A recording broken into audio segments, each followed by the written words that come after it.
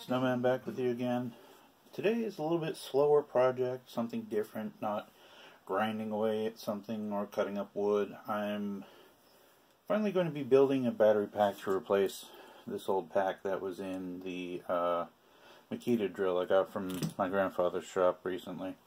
And while I could get some of the old cells to take a charge, I have an old RC car charger that does cycles charge discharge and is also a pulse charger and a peak detecting charger. So some of the cells would take a charge, but there's one bad cell that would get really hot and it's done for.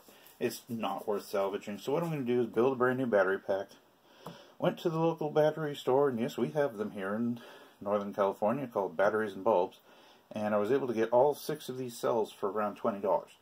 So the only downside to that is if you don't know how to solder properly, that's not the way to go for you, but it's a good project if you want to get an old drill running. I've already tested the motor and the switch, and everything still works because I have a modern battery pack where the cells are too big, even if I stack them properly to fit in this handle. These are actual sub-C size, where these are even shorter than that.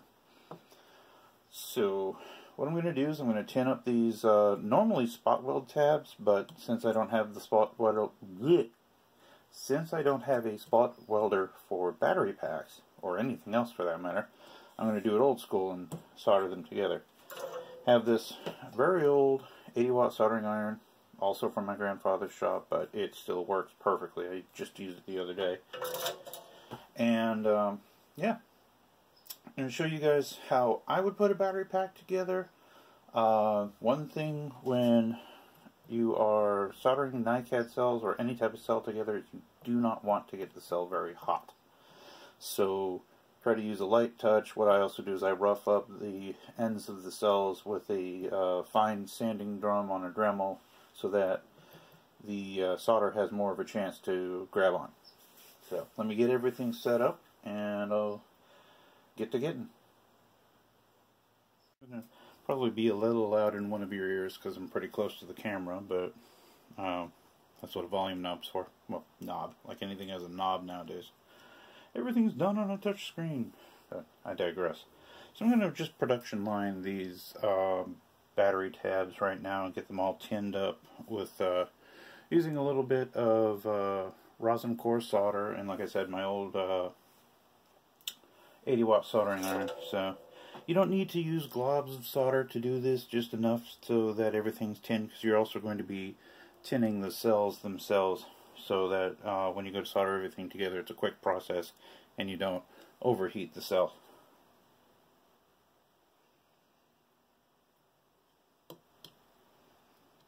And I was not expecting that. Okay, so good to know. These things like to stick to the soldering iron. Well, that's going to cause an issue. Alright. We have ways around these things. Bear it back. Then, so to get around the tabs sticking to the soldering iron, bring out the old Craftsman's helper here. Basically just allocator clips on an adjustable stand.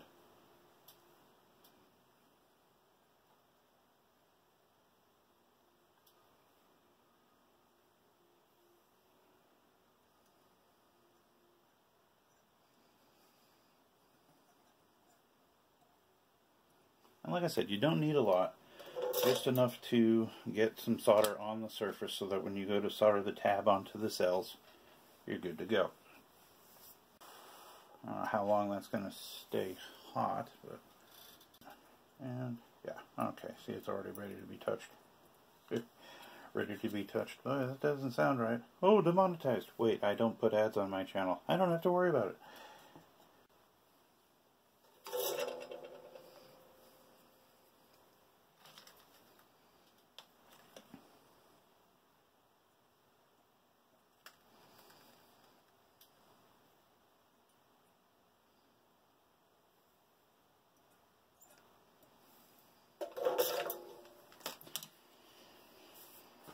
Alright, so, well, the other three tabs are going to be exactly the same process, so I'll finish those off camera and then get to roughing up these cells with the Dremel. You can use the Dremel, you can use little small pieces sandpaper, do it by hand.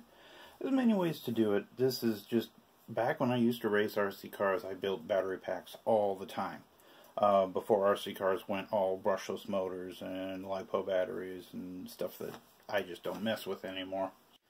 Okay, so since these tabs are so short, what I'm going to have to do, try not to melt any shrink wrap or anything, is I'm going to have to rough up one side of the negative on the cell, and then on the positive it's going to be the same thing. Basically rough up the cells at the ends of where the tabs meet the cell.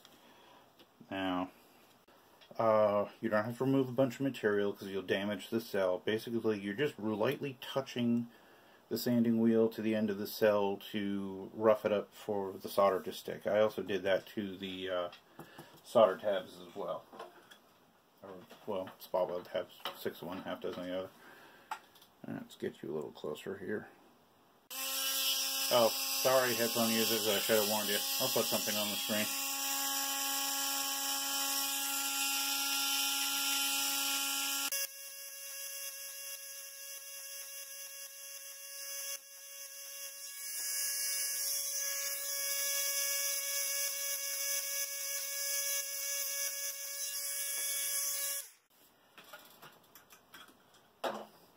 Now, the way that this battery pack is constructed, I'm going to have to mimic this exactly as far as how the cells are lined up. So otherwise, I could, if I tried to do it this way, it wouldn't fit in the actual drill because the plastic is designed for a specific setup. So, probably very obvious, but I don't know, I tend to over-explain things.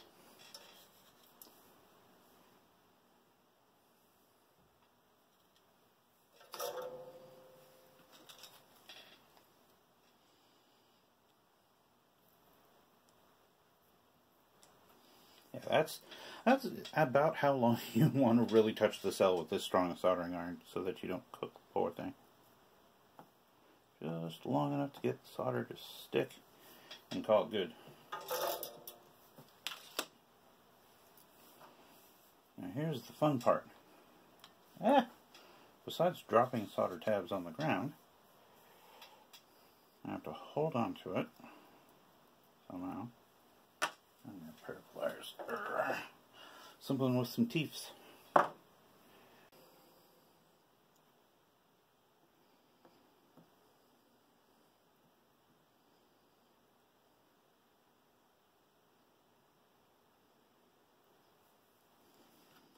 Okay, that's the positive done.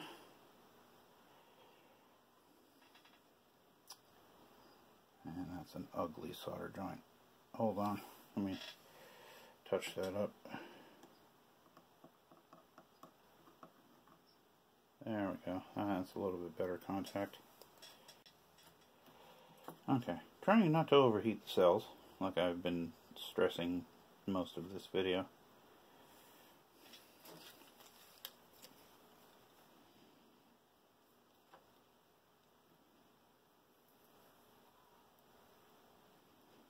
There we go, that's what I was looking for.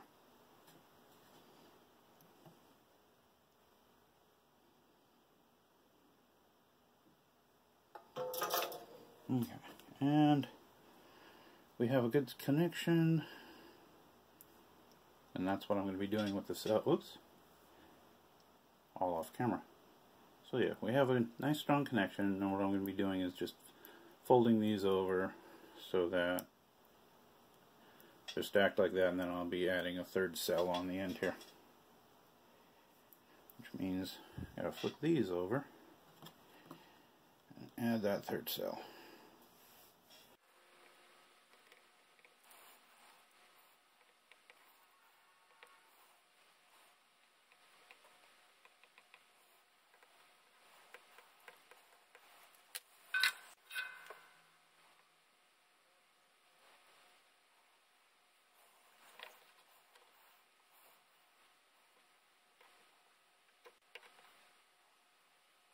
where it's like trying to solder weeble wobbles together. Now, if you're old enough to know that toy, you're at least as old as I am.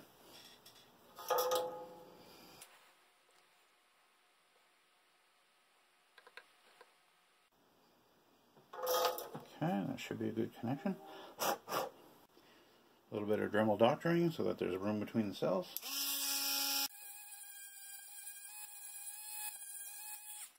I wouldn't be so worried about excess solder on top of the tabs if it wasn't such a confined space inside the handle. Otherwise, that wouldn't be an issue at all, and the cells could be as long as they need to be. So now, fold that sucker over, and yeah, I oopsed and slipped with the soldering iron, so yeah, oops. Kind of melted the shrink wrap a little bit, but since these cardboard tubes are going to be used, it's no issue. Minor issue that I ran into for fitment with the new cells. These are double the capacity of the old cells. The old cells were about 600 milliamp hours. These are 1200s. And as such, they're just a little tiny bit longer, which means they don't actually fit between these two plastic tabs inside the handle. So I'm going to have to sacrifice this top one, Dremel that one out to get the pack to fit, and then everything will be hunky-dory again. So, oh well, that's what you do when you try to update old equipment.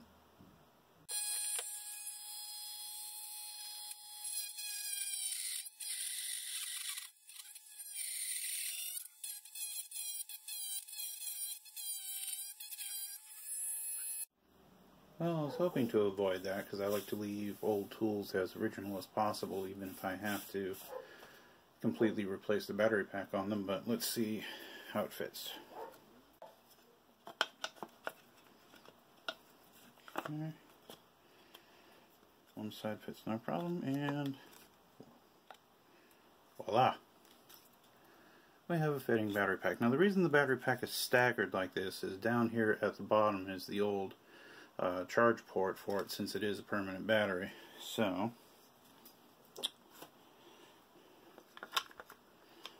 let's refit the motor and the switch assembly.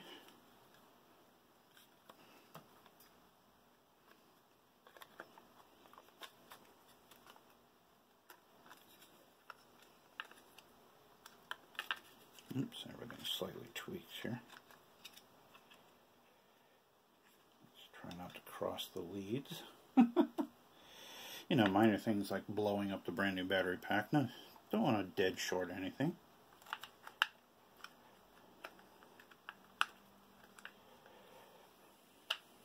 Alright. Come on, you fit before you, bugger. Let's see. What has to be moved out of the way?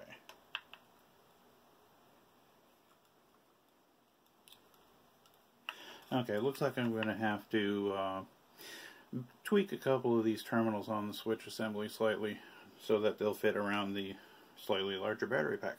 Be right back. Okay, so getting into the meat of her here, looks like I'm going to have to do some very close quarters soldering to get the leads attached to the switch assembly here, and then I'm going to have to, from down here up to the top of the battery pack, I'm going to have to wire in this sucker here to use the old charger. Because the old charger works just fine. I plugged it in and the battery started getting warm, but it's a, oops, take the attachment out of it. It's a, focus. It's a barrel type charger and it works just fine. I just have to rewire it because it had some old crusty wire on it that was the actual insulation on the wire was cracked in several places, so I'm going to replace the wires on that. So I'll get into that and be right back.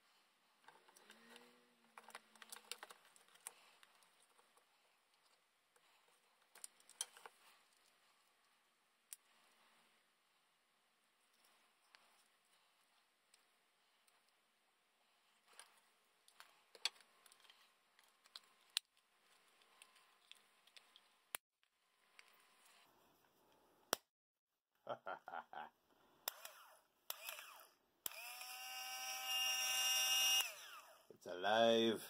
Alive. I love it when a plan comes together.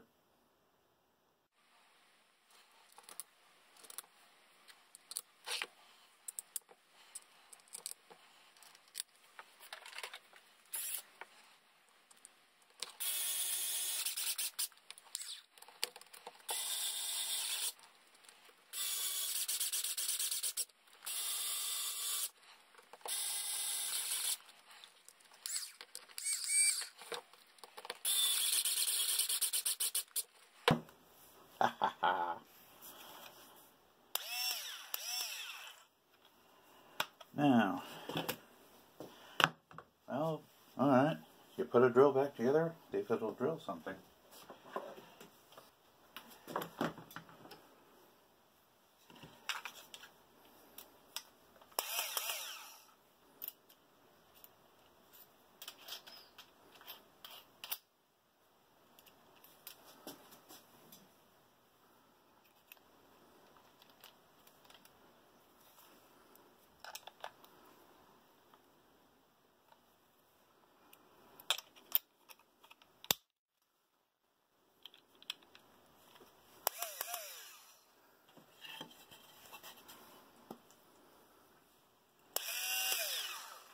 Put it forward, dummy.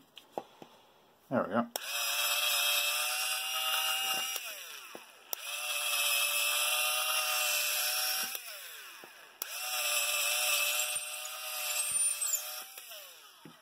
Yeah, I'd say that's a success. Right on, guys. Well, another tool successfully restored. Okay, so we know the drill works.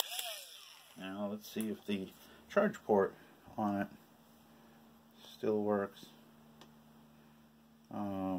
after bolting everything together, because the beep tells you it's working. Okay, and away we go. Ta-da!